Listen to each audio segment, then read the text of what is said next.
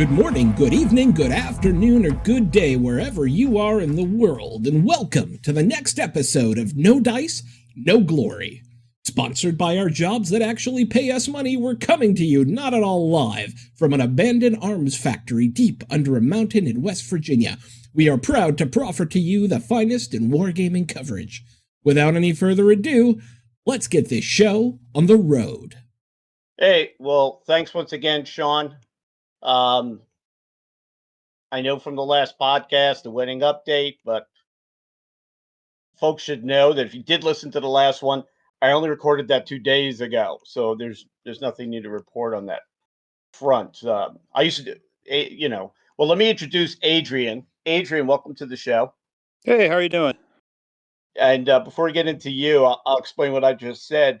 So I used to do these podcasts with a guy named Sean, a great guy. He's getting married in October, so I've been dropping little hints to the audience about that. Maybe we'll get him back. I don't know. But let's do a real intro for you. Tell us a little bit about yourself and tell us why we're talking. Okay, well, let's see. I've been gaming since almost the beginning of time, at least from the 1980s. Yeah.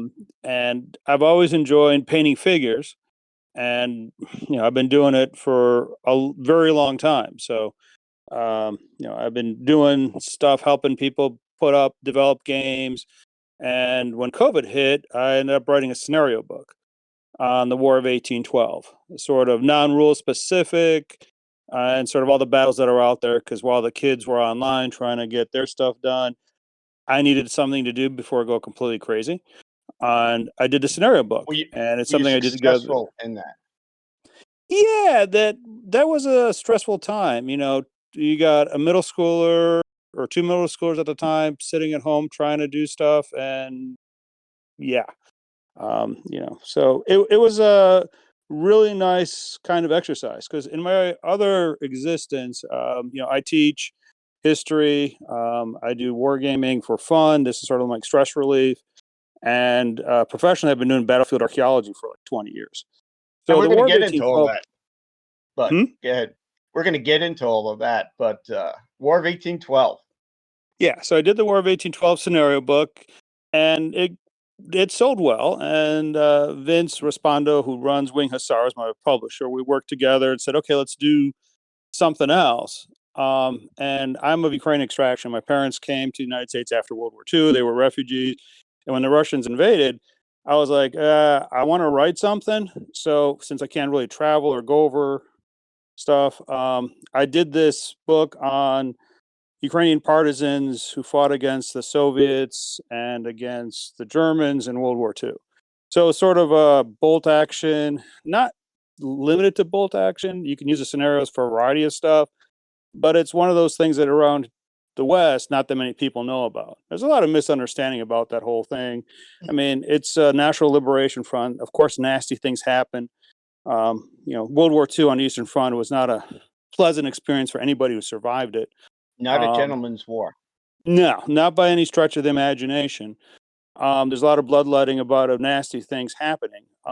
But this was sort of something different. There was a relatively large partisan movement. There have been studies have been done on these guys. There are about 40,000 of them. They were operating from like 43 officially all the way to like the mid to early 50s. I mean, there's still some small actions that happen up to like the early 60s. So I decided to, take some of those stories, which are pretty often documented, not in English, and make up some wargaming scenario guides. So mostly based on historical events. And the War of 1812 pretty much tried to cover that scenario book, everything that was done during the War of 1812. Not every action, but pretty much going beyond the usual scenario books for the War of 1812, we'd find 10 or 12 battles that had a lot more. This one, we said, okay, we're going to make 12, and I'll do some like background information, background history, some uniform information, weapons, that kind of stuff, and came up with that book. And that came out right around Historicon. So that just hit the shelves kind of thing. So how I saw it was our mutual friend John from Warlord Games and I always call him my BFF. But I don't know. It doesn't mean anything. Most of these titular names, yeah. But anyway, John, I said, hey, check it out, and I gave it a look because I guess you gave it to John for some type of review, and I looked at it. I got to be honest with you, I kind of liked it because it really is a history novel. Not novel, but it's a history book, in my opinion. I started from looking at that, noticed right away, and I think I told you this at HistoriCon. I review tons of people's games, all the time. Like the history was sound, and you realize some of this stuff just hasn't been figured out even today, because you deal a lot with Ukrainian nationalism, and especially what we saw with the invasion. Wow, it's almost a year and a half ago. Matter of fact, it's just over a year and a half, last week, that a lot of people don't know. And it was called, now I'm going to butcher it, Bandera's Boys, but how do you say it? Bandera. And he was an interesting character because I've heard of him. Okay, so Bandera is a guy who grows up in Ukraine at a time where identity and national politics are sort of on the forefront. The idea of establishing a Ukrainian state is there, like with most of the countries in Europe. There's all these people wanting to create their own places, and he is part of that tradition, right? There was an attempt after World War I to create a Ukrainian state. It fails. The Ukrainian territories where Ukrainians are living, ethnic Ukrainians are living, is predominantly controlled by the Soviets. And then there's a section that's occupied by the Poles. And he's living in a section of what is today Western Ukraine, which is part of the newly recreated Polish Republic. And he becomes involved with World War I veterans who create this organization for liberating Ukraine, and they focus mostly on terrorism.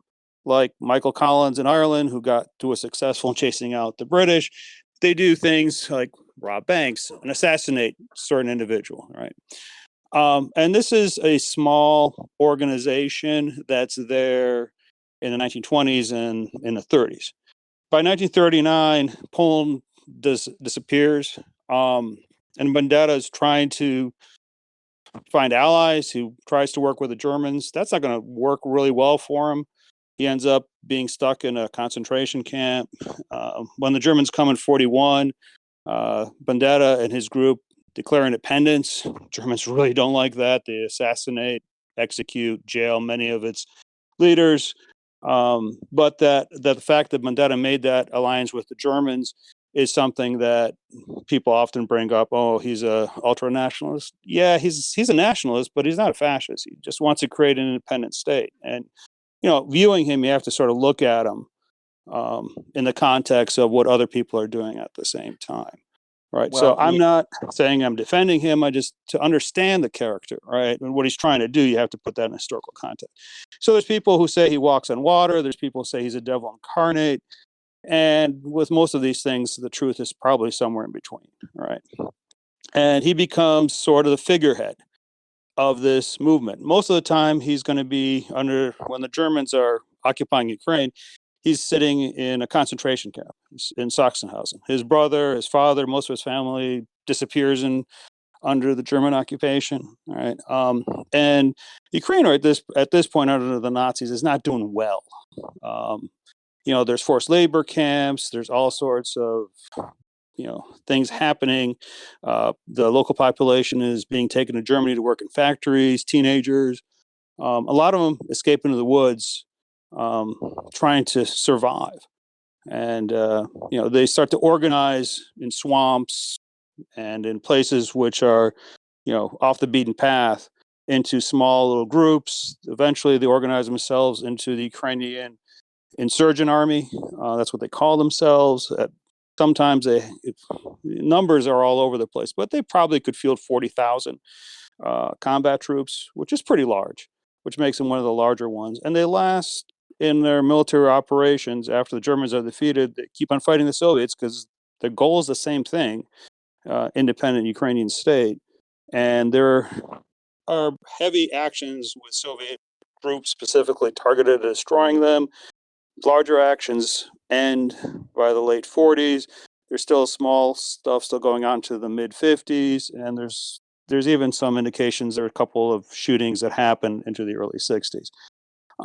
So growing up in the Ukrainian community, you hear about these stories, you hear about these individuals, but it's something that doesn't really translate or comes across in most scholars. Even people who have an interest in World War II really don't know that much about stuff that's what happened in the East, right? And a lot of this insurgent movement kind of stuff, be it Ukrainian, Belarusian, Lithuanian guys, even what's going on in Yugoslavia, is poorly documented.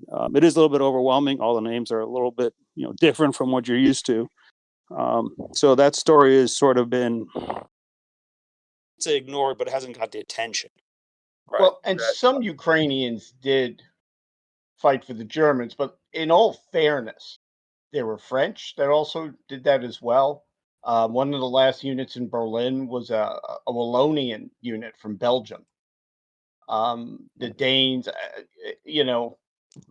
it's you have to put yourself in the shoes of some of these folks and understand why. But in history, especially with misinformation, disinformation we have now, the story really gets bent out of shape.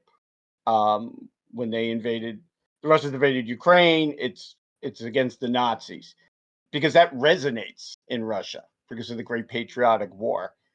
That a lot of people, even some people that we both know, felt that was true. But I think that is a picking and choosing parts of history and not understanding the full picture. Um, but while I Bandera, I think you're absolutely right with that, right? For us, when we say Nazi, we think National Socialist and the guy with the mustache, right? yeah, For most Russians, it's anybody who opposes the will of Moscow, right? at that time, yeah, That is, it's a completely different take on the term, right? And if you realize that when most Russian politicians today talk about Nazis, really what they're talking about are people who don't succumb to their point of view, right? It's sort of a broad stroke kind of thing that's thrown out there. And, Moscow has done that to Ukrainians who've been seeking independence for the last 300 years. They got, there's different names are used at different time periods, right? So there was a Cossack hetman who fought against, Peter's ambitions with the Swedes by the name of Mazepa, right? And for years, anybody who was, not listening to what Moscow said was branded a Mazepavite, which doesn't really have much of a connotation in the West. After World War I, all these Ukrainian separatists or people who wanted their own state were called Petlurites, right? Again, it doesn't have that frame of reference for people outside of that part of the world. And calling people Banderites is now sort of the norm, right? That's one of the nicknames that are thrown out there against Ukrainians. I remember during the street protest that happened in 2013, there was this video Revolution. that came out, and it talked about one of the youth organizers. And he's like, I never heard of this Bandera character before, right? I have no idea, but they keep on calling me that. And if it's somebody who doesn't, agree with what Moscow wants to do, then I guess I am one of them. So the name has been picked up by different groups simply as I'm against Moscow, right? Yeah. Oh, yeah. And you look at misinformation, disinformation is not new, especially when used by Moscow. And Lenin was big on it. And it is something that they've always kind of adhered to. And I hate to say this, they're pretty good at it. So, looking at the term at first, I remember when I first opened it up, I go, "Hey, wow, John, you sent me some loaded stuff again." But I do know some of the history, and then from reading this, and I do recommend for folks, and of course we're going to tell them where to get it. It's really for like a game like Bolt Action, it's pretty. It tells a great history story as well as playable scenarios, and I've yet to play any of them. But then again, you should ask me when was the last time I played Bolt Action. I'll tell you when the next time it is. I'll play Bolt Action. I got to demo it tomorrow at the Nova Open, so I got to reread the rules. But yeah, I like the history, and I just thought it was based on current events. It was pretty topical, and I thought it was interesting. And one thing everybody should know if you're listening to this and you're hitting the Warlord website, it's not there. Um, but tell folks where they can get it. There's a couple of web stores that have it. It's at wargamerus.com. That's one web store that's got it, and Wing Hussar Publishing is the other one that's got it. So that's are things you can find it on. Military Matters has got a bunch of copies. If you got people in England, they've got also their distribution network that, and the name of that store just fell out of my head. And it comes in both. You can get it, of course, on PDF, but you can also get a hard copy of it, correct? Yeah, we decided to do just hard copies because Wing Hussar and I were talking, Vince, that we want to sort of control the thing because there's a lot of pirated stuff out there. So we wanted to have just paper copies. So it's only in paper. Yeah, and I'll tell you something interesting about that. It's we get a ton of preview review stuff for a lot of very popular games, and they're like, you guys could use it, in your gaming. But almost all of us ends up getting the physical copy. It's just because it's easier. You could take it with you if you're playing a list or force. I personally have a ton of stuff in PDF. I don't use it for gaming unless I'm playtesting. I like getting a physical copy, and I bet we've asked around, and a lot of people also do that. So yeah, I can understand why they're worried about it. I mean, you're a gamer. You know how we are. We're completists, and but I get it. How long did it take you to do this? And you knew a lot about this going in. Did you have to hit the books again to bring some of these stories to life on the gaming table? Well, here's the thing. When the invasion started back in February, the big invasion, right? I'm not talking about what happened in 14, the 14, big one, right? And that's something that people forget. Oh, Russia invaded just a year and a half. No, they've been They've been there. literally, March of 14. So, I mean, it's been an ongoing thing for a while, right? And I've been doing battlefield archaeology. That's what I generally do. So I worked in Central Europe. I worked in the United States. I worked in Ukraine on a couple of military sites, predominantly 17th century, but I did a couple of World War II sites, which were partisan kind of things. So those are like academic kind of articles that I published and gave conference papers to. So when the big invasion happened, I was doing an interview for some television station, and somebody asked me, "Well, do you think they can take Ukraine in 3 days?" And that was sort of the theme of the time, right? It's like the first couple of hours of it going on, and I was saying, "Well, even if they do manage to take it, they'll never be able to hold it." And based on the work that I did on two of those military sites, which both of them became scenarios for this wargaming thing. So, like many people, you're watching the news and you're sort of glued to it and you're feeling sort of helpless. Like, what can I do? Well, I can write. I can do that. And writing another academic article is has a limited audience kind of thing. People who do battlefield archaeology have read most of my stuff anyway. So there's nothing really new there. And I was like, okay, well, the War of 1812 book went well. So let's do something that's going to be a broader appeal, right? And we'll get people who don't know much about this stuff. Because in English, there's a couple of things out there. There's a very small book that was published by a guy by the name of Sodol. He was a Ukrainian guy living in the States. He was a special forces advisor in Vietnam. He did his little story about the partisans, like 60 pages out there. There was another one that was written by a guy I think it was in the 70s that it came out, but he was an older gentleman who went through World War II.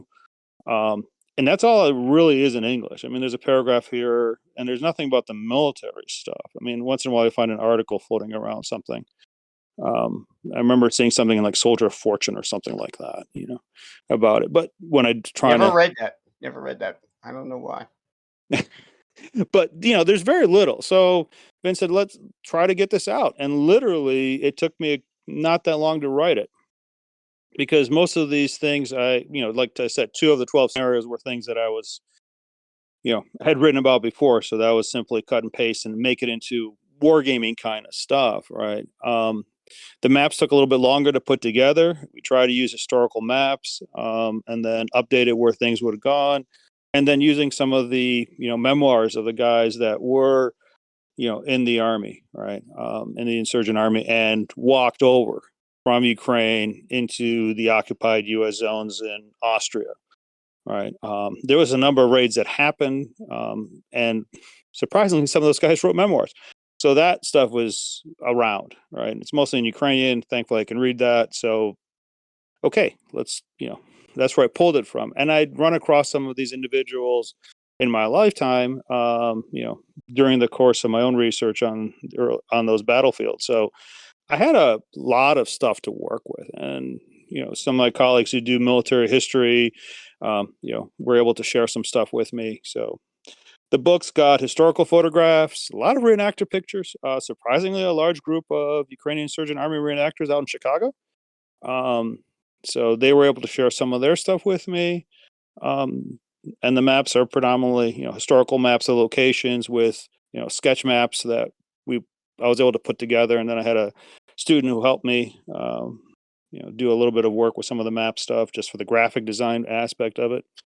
And it took not too long. The maps took the longest, to be honest. A lot of footnotes. I'd have to learn another language. But it's very well footnoted. How were you able to get the play testing done during COVID, or you guys hit that afterwards? The scenarios, this was when COVID was winding down. So we were physically back at school, and there's a couple of people that I game with. We were doing some things online. Some things were like literally rolling dice to see how this would work. And when I was putting together, I tried to do like historical kind of stuff. So it's not for tournament play, right? If you're doing tournaments, you got to make sure everything's absolutely balanced. Yeah. This one was, well, this is what historically happened, and here are the forces involved. And we know what happened historically. Can you do better, or can you do worse, right? And I think that's sort of the crux of, at least for me, for historical gaming, right? We know the terrain, right? You know the armies, you know your operation. Does Lee have a chance at Gettysburg? I don't know. Does Napoleon have a chance at Waterloo? Depending how, right? And how you tweak it. So I ran through a number of the scenarios and to see how it works, right? But using the experience that I did with some of the War of 1812 stuff, I'm like, okay, this historical one, let's see what happens, kind of thing, right? So I wasn't like trying to go back and balance it out.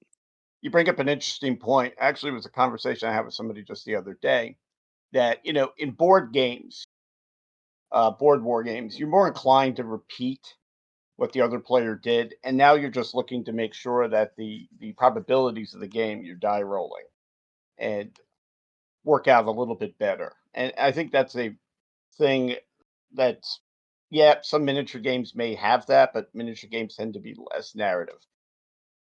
In a miniature game system, especially when it's kind of wide open, you actually have more decision making to do to change and not repeat what folks did in history. And I think it's a limitation of board games that I've always felt. Many folks here, maybe even you can remember Avalon Hill's D-Day that came out in '74. I think I got my first copy in the late '70s. And I think out of the 100 times I may have played that as a teenager, I'm invading Normandy. And it's because the game rules. And if anybody here remembers that game, that especially with supply, because depends on where you land, the amount of forces you can get in, and the initial German setup, yet you're going to go for Normandy almost every time. I don't remember ever doing anything else. So a lot of times we tend to repeat the history because we know that. And it's really a question of whether or not the game mechanics allow you to do something totally different, to do what we call the Millennium Challenge 2002. Because, hey, I want to play around with this reality. So bolt action, especially at the tactical level, and almost all tactical games for that part, give you a lot of that player agency to kind of, how would I have solved this? You talk about Waterloo. Other than attacking the British line, I probably would have coordinated better. But a board game is there in front of you. That's where you have to go. You already know that the Prussians are showing up at this time. So, you have to act quick. So, yeah, I think that's the beauty of games. And then as you play a narrative type scenario, understanding that, you're being put in the same environment and it's really up to you whether or not to make those same decisions. I thought looking at this, I noticed too that okay, these are historically balanced. I remember when I first looked at it, like, wow, that's a lot against not so much. And how do you balance that out? But I realized these are all narrative scenarios that there's a different there. All Is right, this and has this book sold any in Ukraine yet? Or they're busy I've doing other sent a stuff? couple copies to some of my buddies there. So yeah, people who I've known for the years. So I've got gamer buddies there as well. So they're really excited about it because it's something different. Yeah. Um, Hopefully when they're not so busy they get to play again. Yeah, exactly. Yeah. It's thing, but and that's what I would do with scenario designs, right? I don't always try to do the same thing because it's sort of boring, right? And in some places, you need to kill somebody, you need to get in and out, right? In other ones, you need to get off the table. Somebody got to recover something. So, I mean, this is based on like historical realities of what they're trying to do, and often, you got gamers that, okay, I'm going to destroy you till the end, or I just want to, dominate the crossroad kind of thing. Um, and this was supposed to give a little bit of a twist to it, right? So, Yeah. Yeah. I like when, I do like tournaments because I think it brings the community out, but there's something to be said for doing narrative games because I do like narrative games. Just that if I go to a con, and you know this, we talked about this there, most of the narrative games are these one-off homebrew games that you really sit around and not do very much. But I mhm. guess that's for a later podcast that we may have coming out. And then HMGS will never invite us back again. But yeah, I I I personally thought this was interesting. I have talked to people about it, but I didn't realize because that was 2000, it was 21, I think, when you sent it to John, 21 or 22. And I thought it was already out. And when you told me, hey, guess what? No, it just came out. I was like, oh, that's that's interesting.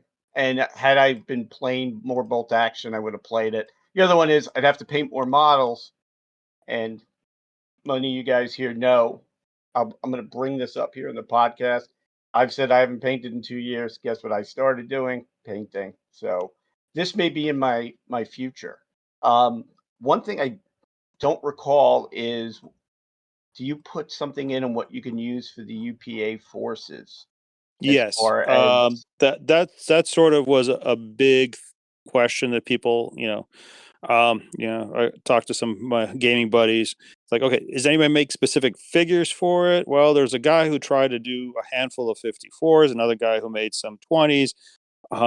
Nothing really in gaming out there. So there's a section of what are uniforms, what are they wearing, right? And it depends on what year, and it also depends of the season, and also depends in what region, right? Because the EPA had specific supply. I mean, they were pretty well organized. It's not just a bunch of guys wearing whatever they get their hands on. They try to standardize their uniforms as much as possible based on the region that they're operating, right? So if the area where they're operating, you got the Hungarians, there's a lot of Hungarian weaponry and uniforms that are remade or recolored. And one of the things they always said, and there's a lot of documents that have been recovered from them, and they literally said, don't wear the same shirt and the pants from the same two armies, right? So you might have one guy might be having a German jacket and Polish pants, another guy has, a Soviet shirt and something else, right? And they did have specific headgear that sort of was theirs, sort of an identification kind of thing, and these were modified from other headgear that's out there. So you can use, what I actually painted some figures specifically for the scenario book. And they're in there illustrating, what types of uniforms, what they sort of look like. And it's a hodgepodge, of stuff. It's like painting Confederates on a certain level, right? You're not supposed to have guys that are all in the same pants kind of thing. But by putting like a German field cap and, cutting a V into it, what they call the Mazepinka, right? The Mazeppa guy, was like a V thing. It was a 19th century tradition into a German, field cap and putting on a Hungarian body that works, right? Or swapping weapons out, having, a German, soldier carrying like a PPS 41s, and they loved, like everybody else, they loved submachine guns, a lot of SVTs that they were using early in the war, a lot of weaponry. But there was always, if you look at their after combat reports, they're very conservative of ammunition. I mean, they actually write how many bullets are spent by each combatant. So ammunition supply and resupply was an issue. And at times when the front was changing, they had a ton of captured German equipment. I mean, there's even records of aircraft being used by these guys, limited, but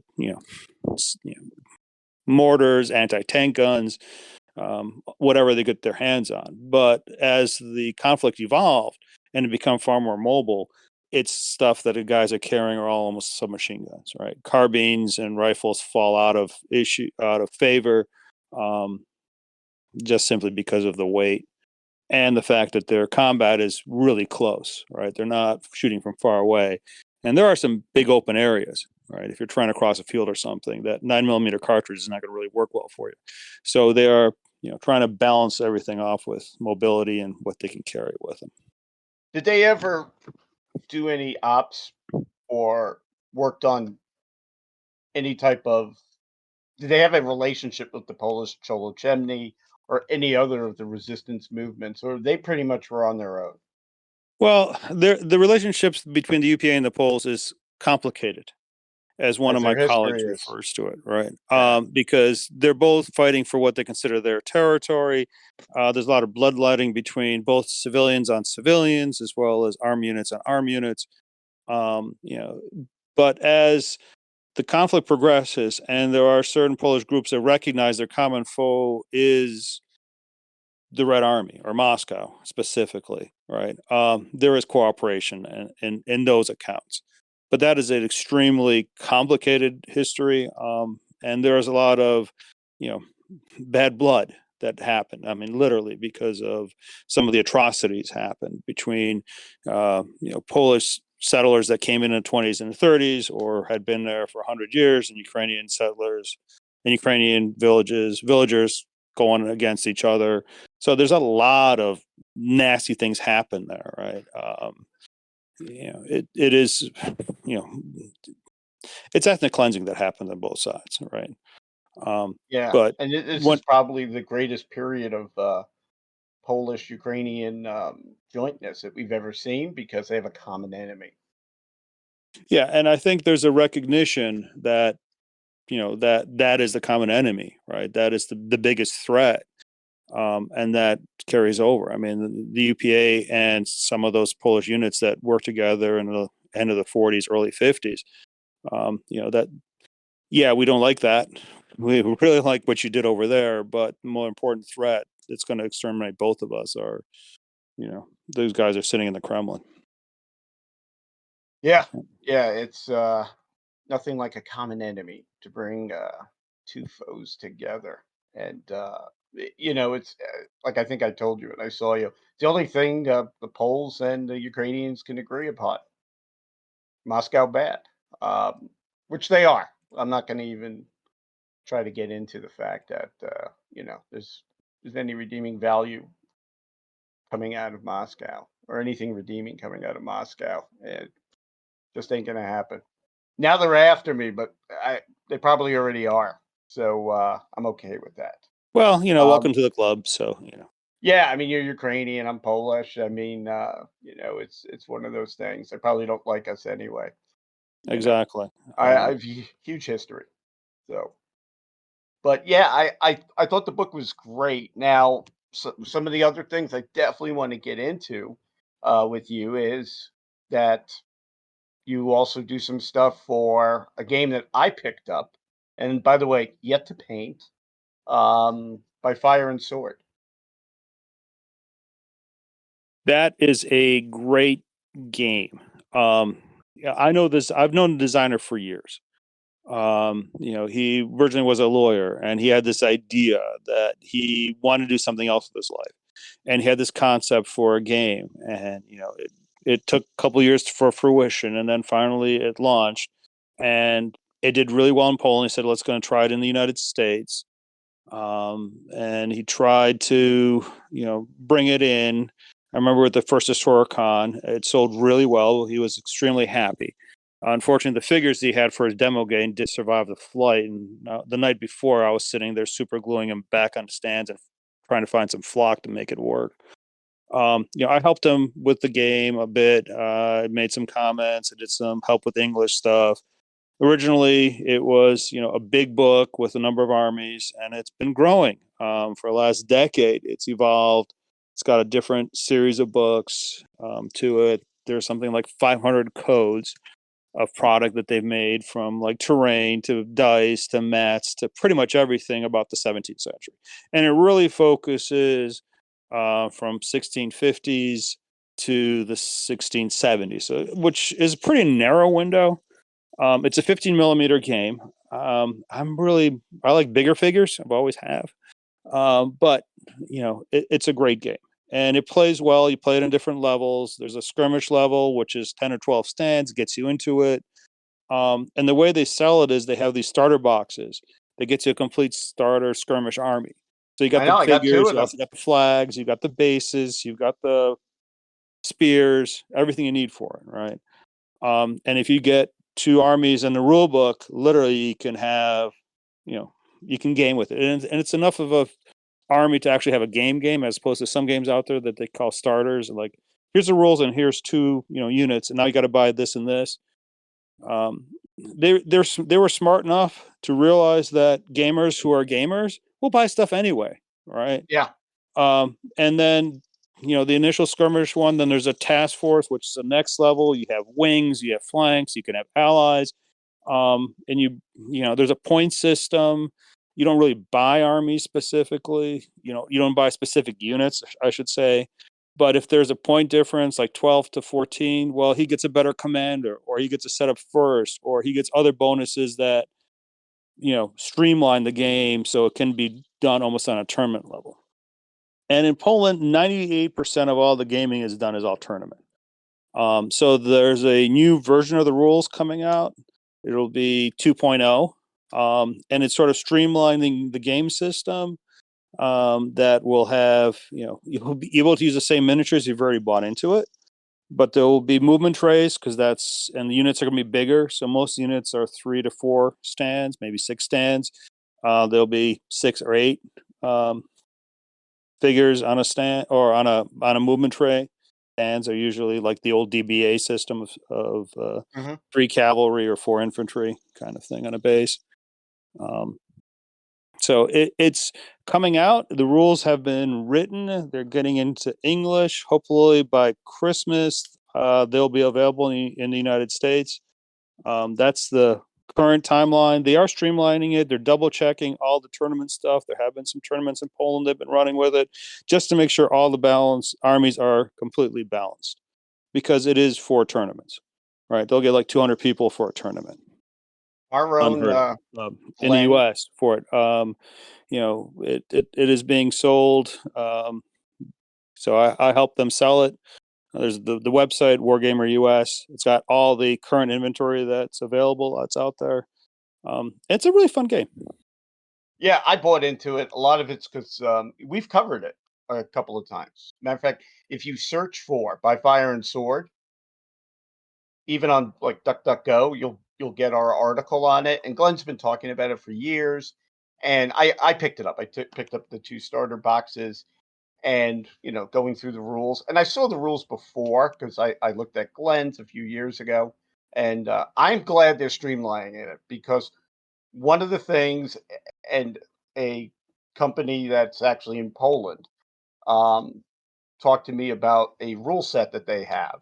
And I said, for an American audience, I get the fact that you put the fluff in, but a lot of companies, like let's take Bolt Action, we both play it, or any Warlord game. If I take all the fluff out and all the commentary that's not rules, it's like 6 pages.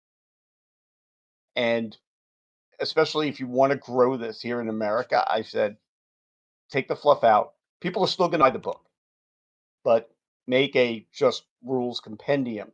And there's a fantasy game that I actually play. It's one of the few types of non-historical games I play is Malifaux because it's a tight game. And Malifaux kind of realized, yeah, we have all of these factions and we talk about their history and lore, but their big complaint that was given to them is there's a lot of reading to do, but not all of it's important. So what they did was they just put out for free just the rules. And I think it was like 25 pages. But that's better than going through a 200-page book all the time. And I would say even it's one of the things, with gamers. Flames of War did that at one time. It's what are the rules? What's the fluff? And I understand there's a history lesson there. And I've written fluff for a lot of games. It's just putting something out just pulling out the rules because the rule book I got from you, I'm trying to, are these rules or is this an example? It just gets really kind of confusing. But then again, I look at rules differently. I'm like, okay, what are they trying to do here? But that's me, and everybody knows I'm a little crazy. So I'm excited for that to come out. I've actually picked up a couple of more blisters since we spoke. I got the tokens, which are going to be in the next iteration, I hope, right? Yeah, as far as I know, the dice are going to be the same. The dice trace will be the same, and it's a wing hussar. It's not going to change. So Yeah, the models are 100% the same. well, models, I think they've got some new, and they've been continuously upgrading their sculptors and their casting process. So the models are getting better. If you got the first releases, some of them, to be honest, weren't the greatest. But they have improved, and I think they're going to try to replace 40% or something like that. So, but if you're using the first generation figures, you still can, game with them. And even if you go to Poland, and there are some Americans who do that, go to some of the big tournaments, and they can use whatever, their figures. It doesn't matter which is the first or second release. There will be actually if you go from 1.0 to 2.0, here's your army, here are the cards, and they will have information for each unit on a card. That's my understanding. And there will be the movement tray. So it will be this upgrade pack you can buy, at least for a while. I don't know if they're going to carry it, 2 years down the line kind of thing. But if you have the figures currently and you've got an army, you can use them. You may need to buy a couple more stands here or there. To get up to that number of stands that you need for that unit. But it shouldn't be a problem. Yeah, and I know I asked you, and a lot of it was because I was interested as well as other people. The backer it for the Kickstarter has not gone out yet. Are they going to open it? I know you probably don't know, but if they open it up to others, we'll put that on our website and definitely on our Facebook page because as I was talking to people, everybody goes, so what new game did you buy? I go, I actually bought a miniatures game. And they're like, I really wanted to get into that. Okay.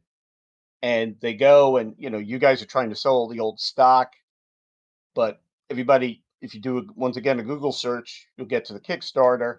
I hope that they do that because I think that's a good way to grow the game. Some of us missed out on that. I know Glenn bought heavily into it. So I said, hey, Glenn, when your backer it comes out, make sure that you throw me a little bit my way. So, but he's heavily into the game, and he doesn't play crap games.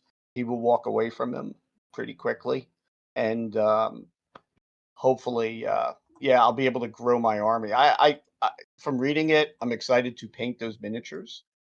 I think that they look really good. Matter of fact, I picked up a bunch of Osprey books that has pictures, so I know how to paint them because never painted that period before. So yeah, I'm between that and buying into Blood and Crowns this week, which is our last podcast. That Yeah, I'm playing different periods now. I guess maybe because I'm painting again. I don't know.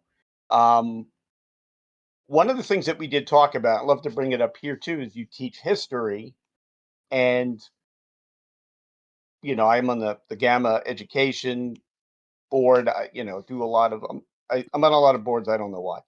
Um, but the use of gaming within classrooms, and I know we talked about that. Uh, Looking at what you teach, how do you see that fitting in with your curriculum? Well, that's the thing, right? Because gaming was never part, 30 years ago or 25 years ago and did my doctorate, right? It wasn't part of the teaching curriculum. Wargaming was not something that was discussed. It's something Mhm. that people sort of do on the side, and often they don't talk about in public for fear of ridicule, right? Mhm. Um, I have sort of done gaming with students. We do have a historical society, which is a student history club, and we did some gaming with them because some of the students were interested in it. We started with the World War One game with the airplanes that come pre-painted, which Wings of Glory. Wings of Glory or Wings of War. I keep on forgetting which is the Yeah, Wings of uh, Glory, a game that they abandoned, but okay. yeah, which was great because each student could buy a plane. I got the basic starter set, and we did we played that for a little while. Last April, John Russell, the Warlord, gave me a bunch of Civil War sprues. So we did a Civil War black powder game. Um, so it's a hard thing. I mean, these are college kids, right? So it's not like I have them for hours to do stuff with. And one of the students said, "Hey, I figured out a lot more about Civil War maneuvering or moving guys in line than in the military history class you taught by simply gaming." So I said, "Okay, we're going to do this as an optional kind of thing because I'm still trying to justify this to some of my peers of why we're doing this or why it's this important kind of thing." So I'm sort of interested in how other people are looking at it. I got a colleague up in New York, up in Rochester, who teaches in his part of his curriculum, he does some gaming kind of stuff, and he also teaches at a college. Maurice Um, Suckling? no, Fred Dodolo, he's up at I St. don't John know Fisher him. College. Um, Yeah, so, yeah, we um, had we had Maurice on not too long ago. Good friend, good guy. I so I think there's room for it. Um, Especially, yeah. Look, I'm a bias, right? Because I help teach war no, game design. I think that it's growing in acceptance. And one of the things I noticed, we just had a meeting for, and there'll be another podcast on this probably next after this one about the Zenobia Award. Most of the folks on the board are educators and use gaming within college or grad school education. But I think you hit upon the resistance of it, right? The ridicule. How can you actually learn from this? And to see it used, obviously, I've seen it quite used quite a bit in military professional education, war college, command and staff college as well. That right, it kind of works there. But looking at our own Tom Mullane, who uses it in his high school honors class, I think that it's a new way to kind of get students motivated into the history. This really happened, and to put it in a gamified experience, I've seen where there's benefits, but I also see the huge pushback for it. One day, let's hope we cross that bridge. Do you see in the future that this is going to become more accepted, or once again, it's well, a dirty I little think we secret? need to work for that acceptance, right? So I've seen battlefield archaeology go from, oh my God, they're using metal detectors on battlefields. For an archaeologist, a metal detector was considered, devil spawn. Um, you know, and it sort of transitioned into acceptance and begrudgingly recognition of what it can do. Right. But that took like academic conferences, papers, journals, sort of creating that umbrella that most academics sort of look for. All right. I brought it up to our chair, and he was sort of skeptical. And then I mentioned that other schools like Georgetown are doing it. It's like, oh, then it raised an eyebrow. Um, you know, so I think if we did something like that, I think that would go a long way to you know um, establish it and make it more acceptable, right, Mhm. across the board. So I think it's something we can work on, and I'll be willing to do that. I'm tenured. I don't, I don't have to worry about this kind of stuff anymore, right? Yeah, But yeah. It's okay. You don't have to apologize. I can't fire you. Yeah, it's at our connections conference, which is where it really was set up initially for defense war gamers, but you go now and it's John Russell comes. But academic gaming, non-military academic gaming is booming within that space. And I work with the Georgetown students and then the George Washington students. You can go read Caroline's articles um, that she's put out. She's actually put out a few. That's it's growing, but it's only growing in a few areas. I live in DC, so their undergrad and grad programs are geared for their students to go into government, some type of government. Well, if the government's doing this for decision making and analysis, maybe we should as well and teach it. And that's where the Georgetown Wargaming class started because it's hard for a new college graduate to get a job in government they like and love. And this was seen as a shortcut, but that's game design. But the use of games, I noticed, get asked by a lot of undergrad and do you have a game on this that you can let us use or come and run? I noticed that it's starting to pick up a little bit more, but it's always prefaced with the yeah, I really got to sell this to my dean.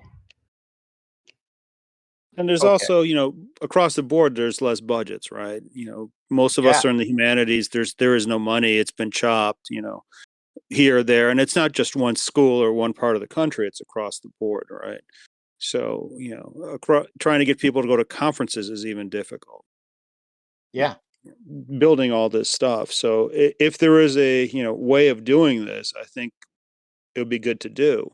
And getting like-minded people together, and it's like, okay, well, here's the journal of wargaming. What is it supposed to do, right? hmm And it could have stuff where anybody would have an interest. I mean, the United States doesn't have our own wargame magazine, right? When did the Courier die? All right. yeah, So maybe there is something in that direction to go. So yeah. You're not alone with that. A lot of us are really trying to push it, and I think it's something that we're going to see. But I always get well, they don't do that in my school. I'm like, well, then transfer to a school, but you still can't get a degree in it. But I think as a teaching aid, I've seen headlights turn on, and especially some really smart students that kind of understand. Hey, I want to go and I was on the phone with the State Department war gamers. The one and a half of them, they have a full timer and a part timer. They really want to kind of get this going over at State Department, and I'm giving them a hand. And they're having a hard time finding people with that background. And I'm like, yeah, yeah, it's you're gonna have to start plucking them from Georgetown SSP that have taken that course, but it's gaining in popularity. Hopefully, maybe if we talk in 5 years from now, which I hope that this will be a done deal. I've just seen it here in the DC area just take off, and yeah, it's really kind of interesting, and I think the students benefit from it. And look, guys like us like the game. We're growing, growing more people to play against, I guess, right? Right. I mean, I brought students in when I was doing the scenario books because they were sort of had an interest and wanted to do something, and they have gone on, and now doing their own gaming. So I think there is a benefit multi levels for it. And I think you're absolutely right. It does click something into their brain. I've seen it literally happen. Right. It's non-traditional educational kind of stuff that is a little bit different what some administrators want to see, and that's scary for them. Right. They can't control it. All right. They know how to quantify it. So, but I think that conference that you mentioned, or some other things like that, would go a long way to bring it out. I think you're absolutely right. I mean, ROTC has been playing with GHQ tanks since the 70s, right? We all know what a Uh, bad game that could be. yeah, well, I'm not going to talk about Harpoon. Um, sorry. There are things that are for the military sort of to develop, as a training aid, but I think we can go beyond, just the modern day battlefield implications of, the war game, right? Yeah, I played in. It was a professor from Arizona State at the Circle DC event, and it's the Cuban Missile Crisis, where he has the 4 different teams on 4 different tables, and they have to negotiate and not go to war. And talked to the guy for a little while. He was really kind of busy, but he teaches it in his international studies class because it shows them how statesmanship and the brink of war kind of forces decisions. And sometimes you're not left with too many decisions. And it involves the players role playing. I think I played the Russian commander in Cuba, actually having to talk to the other people at my table because I was physically in Cuba. So I was there with Castro, and I think Che was at my table, one other person. And via an app, we were able to communicate, and that's it. And the SCS, it's done by the South China Seas game, it's done by the George Washington students also, where they had 200 students in 8 rooms using Discord, believe it or not, and a map that they built themselves where you can move forces around, actually on Google Maps. Wild stuff where they were doing a South China Seas kind of competition to crisis, hopefully not conflict. And did an article on that one. Actually, Caroline, that was Caroline's first article. And you could read all about it. And one thing I noticed, and I think I told you, that they didn't have a lot of faculty support. And I thought that was kind of sad. Here's this club that's been doing this for 15 years now, and I was really impressed with what I saw, but very few. I never met their faculty advisor, which I find really kind of interesting. But I think they'll come around. I hope, because well, they still support the club, so I can't complain all that much with them. But I hope it gets bigger. One other thing I did want to go into is the battlefield archaeology. Um, that that's kind of interesting. How'd you get into that? Because hopefully it wasn't well, because I'm a history professor, but that may be it. well, But how'd when that I whole was an thing happen? undergraduate, Yeah. way back when, I originally started off as have an interest in classics, right? And I was doing well, and then got to go to a semester in Greece, and had a great time, right? And I said, okay, this is what I want to do in life. And then I realized, classics was dying across the United States at this point. This is the mid to late '80s, right? The professor that was able to give me a scholarship to go for a semester, was sort of pushed out. They were not replacing him. The other lad professor had recently passed. And I came to the decision that I don't want to teach Latin for the rest of my life. So Hmm. my other 2 options were either going anthropology or get history. And I did a double major as an undergrad. And I was thinking, okay, well, archaeology seems to be growing in North America. I mean, there's got funding. And I did my master's in traditional anthropology. And at this point, things in Eastern Europe were opening up. There was ability to travel. I got to go work on a salvage excavation in Ukraine, like in '89, for like 2 months, which was sort of cool. I came back, said, okay, I really don't want to do North American. I want to do European kind of stuff. And then, I was involved with a public history program, public archaeology program, historic preservation program, and ran a nonprofit for about a decade in Ukraine. At this point, I sort of realized where I want to do my dissertation, who I want to study under. And it was on a city in Ukraine that grew, and then it was destroyed by the Turks in 1672. So it was sort of like an early history, its origins up to the Turkish onslaught, right? So that was my dissertation. I did that for 10 years and finished my dissertation, had a postdoc in Poland, since spent time working for the state of New York, and then got a job in Kentucky teaching.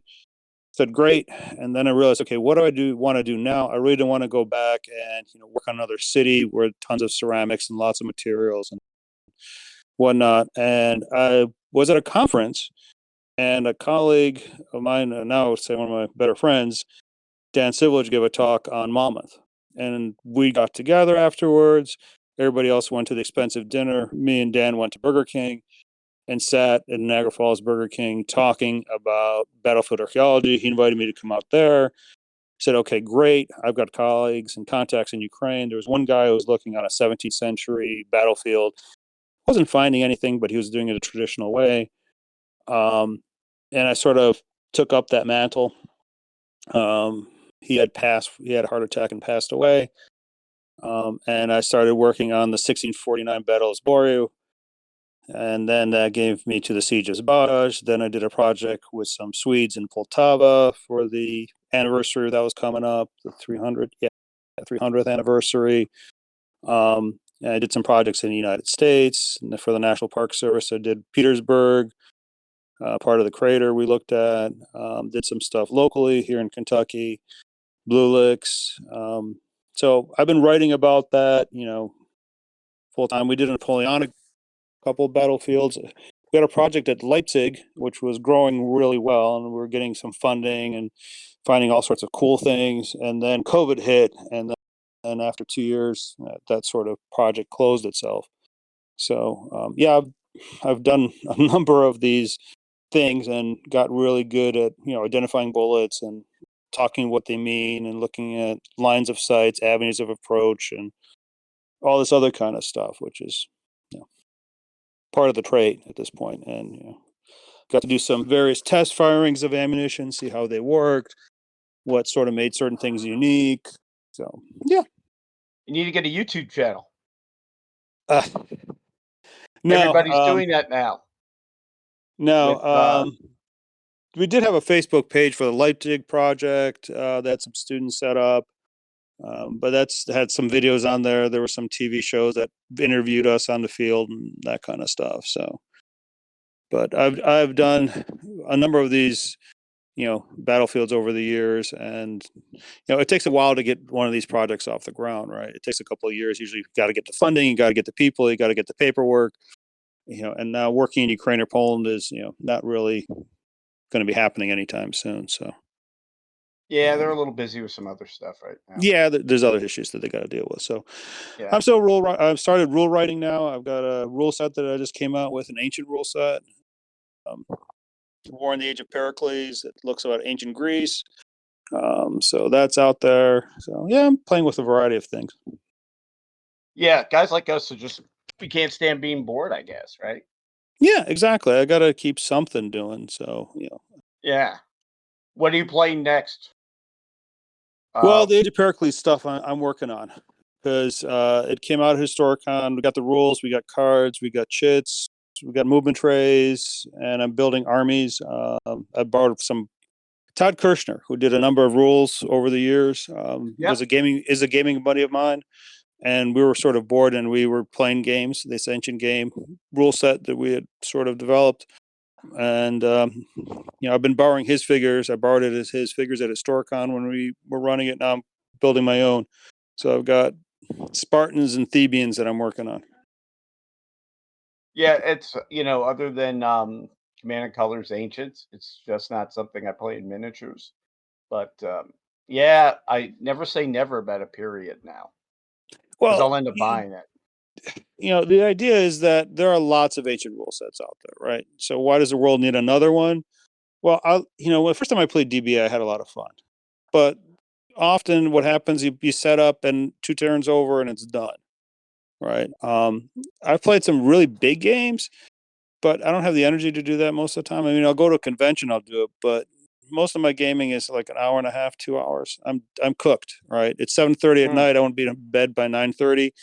Want to do a game. Well, this is the rule set that we came up with to do that, right? You have it's armies, it's small number of armies. There's 12 army lists in the rules. And Spartans, there's not a lot of them, but they're really good. And they die badly, right? And it's everybody around the Mediterranean that we try to get in that. So there's 12 army lists. There's Persians, there's Egyptians, there's various Italians, there's Carthage, there's even some Celts we threw in for the fun of it. And obvious various Greek states in there. So you kill the general for one army, nothing happens. If you kill the Celt general, their status changes to blue, and they all sort of charge at you directly. So if you actually get their general killed early in the game, it helps you. And each have different breakpoints, and each have different unit. There's hoplites, which is the mainstream, and ideally everybody's a hoplite, but there's a lot of variants. Persian army's huge, and you even get reinforcements, but it plays on a 4x4 table. So the idea is that you can't really maneuver, so that Persian thing is limited.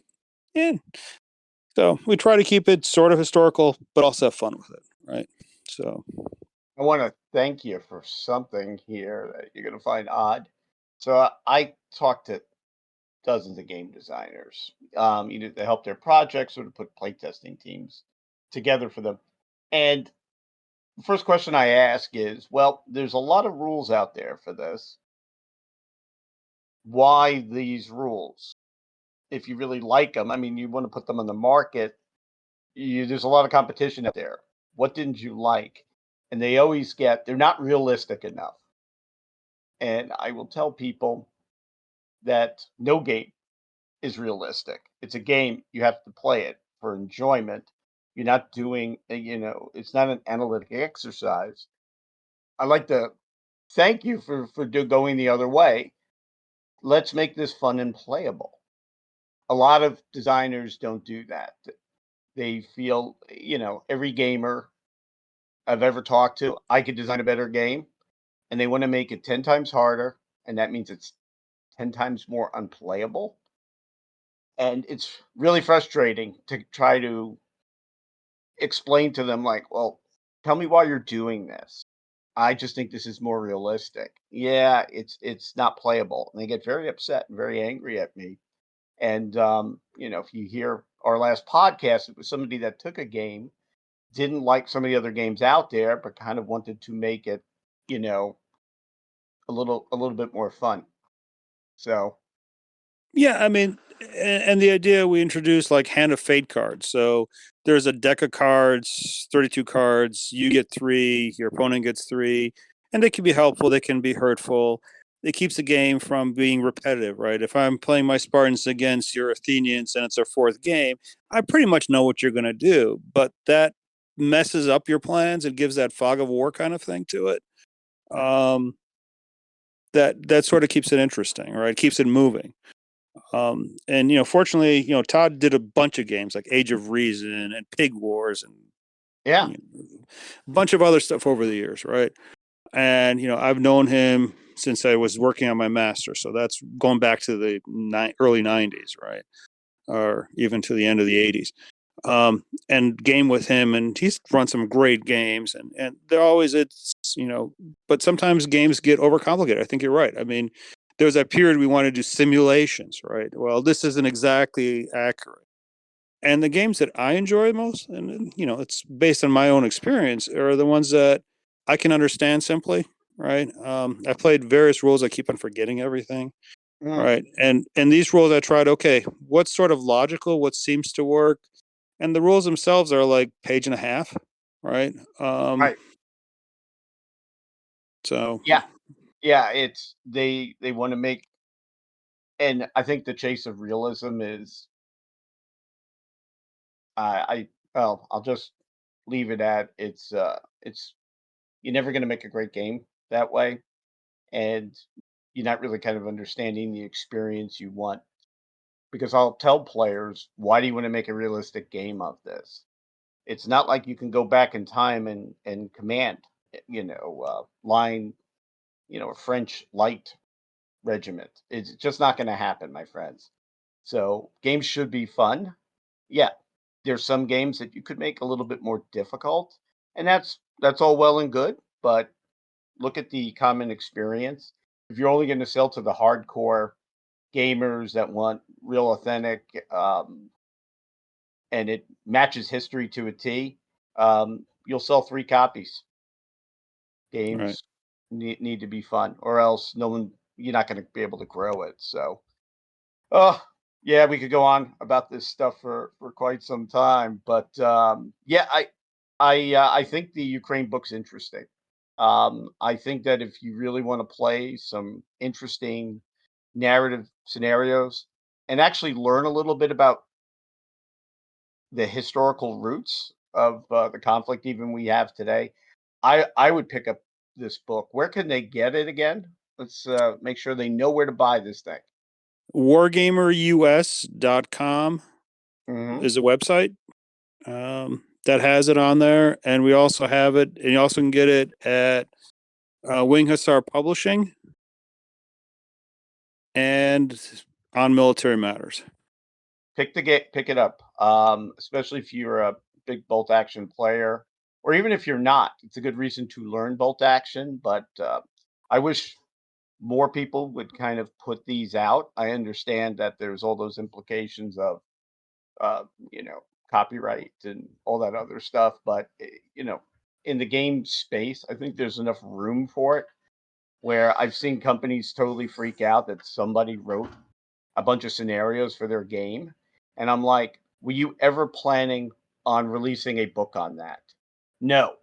Well, then why don't you just say thank you? And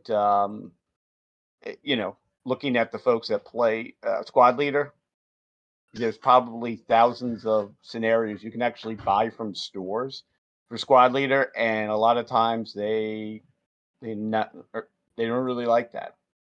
So I think it expands what we And do it's as not just gamers. for bolt action, right? There are some Yeah. larger actions that you can do. It's not tied to the rules, they're just suggestions. And the reason I chose bolt action is because what a couple years ago, a buddy who was here living in Lexington sort of introduced me to. It's like, okay, this is a fun, simple World War II. And, you know, what I think for gaming we'd like to do a lot, at least for me and a lot of my other guys that I game with, we're sort of drawn to these historical myths, right? The Kelly's Hmm. heroes. Is that really real? But it sort of resonates with us, right? It is those movies, it is those TV shows kind of things, that sort of suspension of reality kind of thing for gaming, right?